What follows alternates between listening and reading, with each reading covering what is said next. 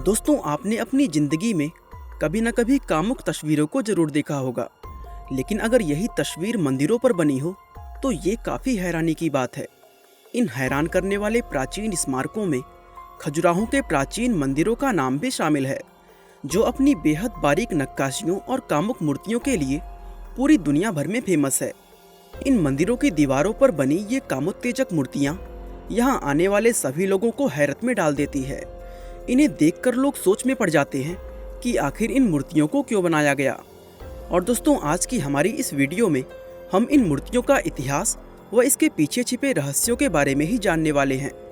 दोस्तों, अगर आप इस चैनल पर नए हैं तो प्लीज़ चैनल को सब्सक्राइब करके बेल आइकन दबा दें। दोस्तों, मध्य प्रदेश के छतरपुर जिले में खजुराहो नाम का एक शहर है, जिसका इतिहास बहुत ही पुराना रहा है।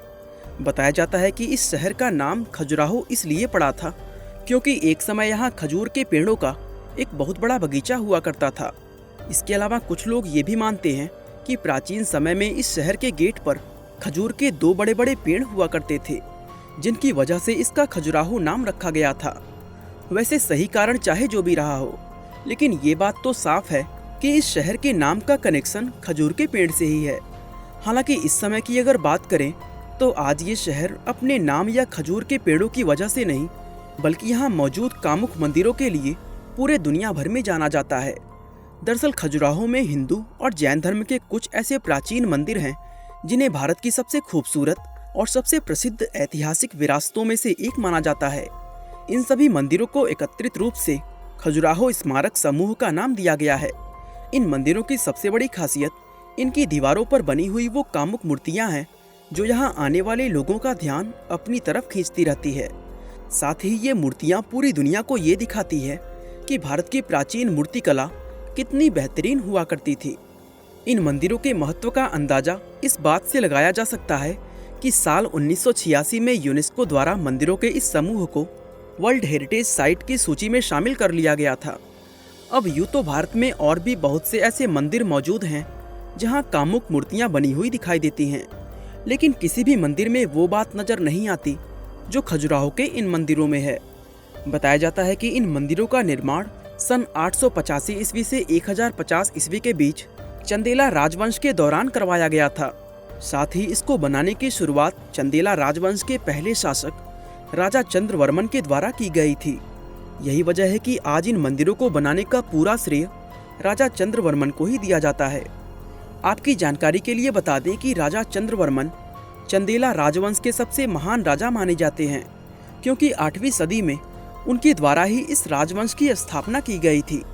दोस्तों, उस समय उनके इस साम्राज्य को बुंदेलखंड नाम दिया गया था।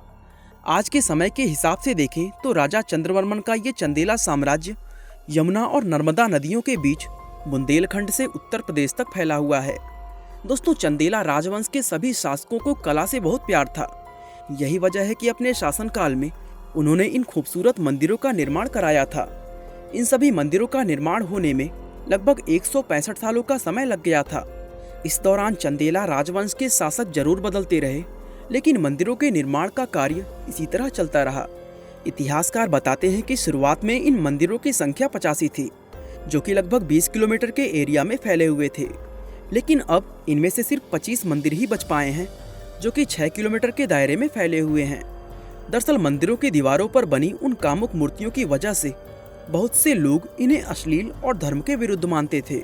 इसीलिए इतिहास में कई बार इन मंदिरों को नष्ट करने के प्रयास किए गए, जिसमें काफ़ी मंदिरों को ध्वस्त भी कर दिया गया।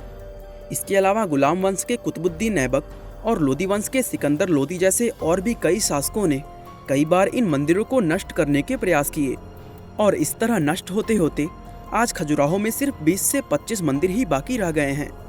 दरअसल खजुराहो के मंदिरों पर बनी इन कामुक मूर्तियों में स्त्रियों और पुरुषों के बीच होने वाली काम क्रिया के अलग अलग आसनों को दिखाया गया है।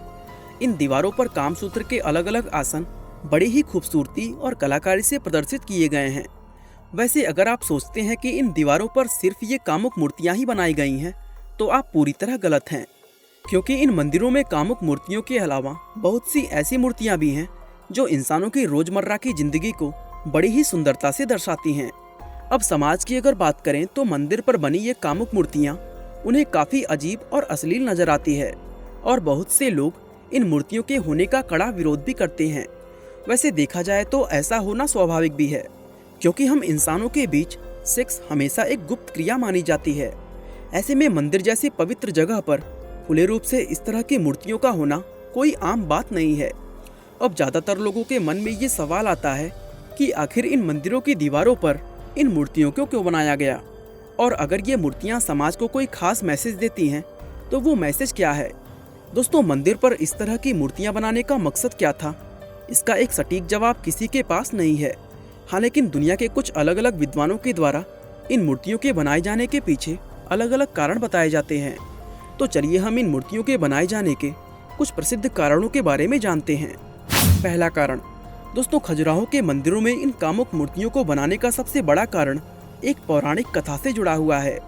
इस कथा में बताया गया है कि काशी के रहने वाले एक प्रसिद्ध ब्राह्मण राजपुरोहित हेमराज की बेटी हेमवती बहुत ज़्यादा सुंदर हुआ करती थी। एक दिन शाम के समय हेमवती एक तालाब में स्नान कर रही थी कि तभी चंद्रमा यानी चंद्रदेव की नज़र हेमवती पर पड़ गई। तालाब के पानी में भीगी हेमवती के सौंदर्य को देखकर चंद्रदेव उसी पल उन्हें अपना दिल दे बैठे।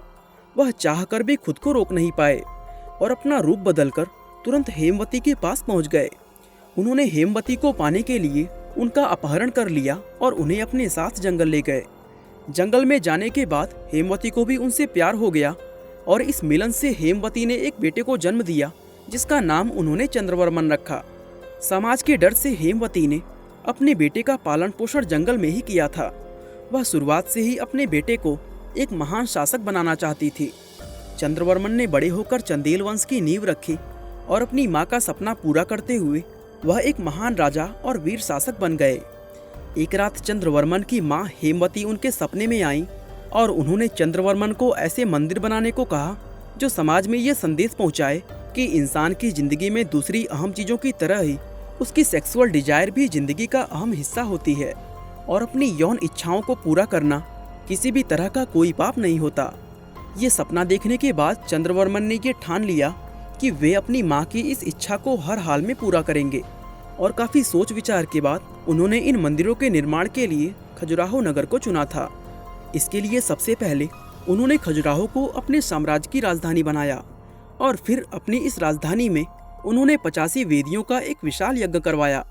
बाद में इन्हीं वेदियों की जगह पर ये 85 भव्य मंदिर बनवाए गए जो अपनी खूबसूरती और कलाकृतियों के लिए आज भी दुनिया भर में फेमस है। और दोस्तों, इस पौराणिक कथा के अनुसार इस तरह ये मंदिर दुनिया के अंदर अस्तित्व में आए और इसलिए इन पर इस तरह की मूर्तियां बनाई गई हैं।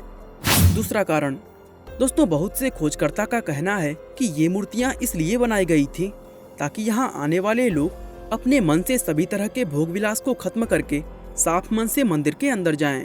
दरअसल इन विद्वानों का ये कहना था कि इंसान अपनी विलासिताओं से तब तक छुटकारा नहीं पा सकता जब तक कि वह खुद उसका एक्सपीरियंस ना कर ले, और लोगों को उनकी विलासिताओं का अनुभव कराने के लिए ही मंदिर की बाहरी दीवारों पर ये मूर्तियां बनाई गई थीं।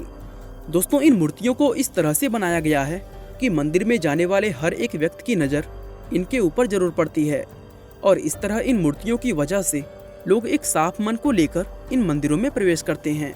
तीसरा कारण, दोस्तों, इस तरह की मूर्तियां बनाने के पीछे एक तर्क ये भी दिया जाता है कि जिस जमाने में ये मंदिर बनाए गए थे उस समय बौद्ध धर्म बहुत तेजी से फैल रहा था और बौद्ध धर्म के प्रभाव में आकर उस समय के ज़्यादातर युवा अपना घर बार और कामकाज को छोड़कर ब्रह्मचर्य और सन्यासी जीवन को अपनाने लगे थे। बताया जाता है कि उन युवाओं को फिर से गृहस्थ जीवन की तरफ लुभाने के लिए ही खजुराहो सहित देश भर में इस तरह के मूर्तियां बनाए गए थे। दरअसल हिंदू और जैन धर्म के लोग युवाओं को ये समझाना चाहते थे कि गृहस्थ जीवन अपनाकर भी मोक्ष की प्राप्ति की जा सकती है, इसीलिए इस तरह के मंदिरों को अलग अलग जगहों पर बनाया गया था। चौथा कारण, इन मंदिरों पर ये मूर्तियां बनाने का एक कारण ये भी बताया जाता है कि चंदेल राजवंश के दौरान इस साम्राज्य में तांत्रिकों का एक समुदाय रहा करता था और इस समुदाय के लोग उस समय योग व भोग दोनों को ही मोक्ष प्राप्त करने का साधन मानते थे। वे लोग इस बात को समाज में पहुंचाना चाहते थे और इसीलिए उन्होंने इन मंदिरों पर इस तरह की मूर्तियों का निर्माण कराया था। दोस्तों, आपको ये जानकर काफ़ी हैरानी होगी कि भारत के मशहूर आध्यात्मिक गुरु रजनीश ओशो ने इन मूर्तियों को स्पिरिचुअल वर्ल्ड की सबसे अच्छी धरोहर बताया है। दरअसल ओशो ने अपने प्रवचन संभोग से समाधि की ओर में खजुराहो के इन मंदिरों पर खुलकर अपने विचार रखे थे। उन्होंने कहा है कि खजुराहो में नग्न मैथुन की प्रतिमाओं को देखकर भी आपको ऐसा नहीं लगेगा कि उनमें कुछ गंदा है। आप ऐसा नहीं सोचेंगे कि बनाने वाले की सोच गंदी थी। यहाँ तो इन मैथुन प्रतिमाओं को देखकर शांति और पवित्रता का अनुभव होता है, जो बड़ी ही हैरानी की बात है। ओशो ने कहा था कि जो लोग अपनी वासनाओं पर काबू नहीं रख पाते, उन्हें इन मंदिरों को देखने के लिए जाना चाहिए, क्योंकि उनका ये मानना था कि मंदिरों की दीवारों पर बनी इन मूर्तियों को अगर कोई इंसान ध्यान लगाकर सिर्फ घंटे भर देख ले, तो इससे उसकी वासना हमेशा के लिए खत्म हो सकती है।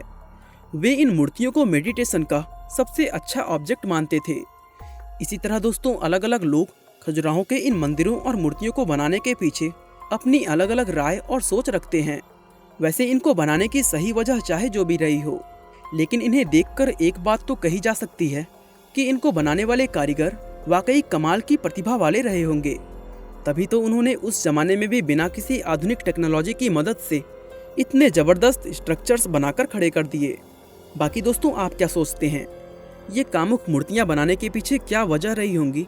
हमें कमेंट करके ज़रूर बताएं। बाकी आज के लिए बस इतना ही। वीडियो अच्छा लगा तो लाइक, शेयर और चैनल को सब्सक्राइब करना बिल्कुल ना भूलें। आपका बहुमूल्य समय देने के लिए बहुत बहुत धन्यवाद।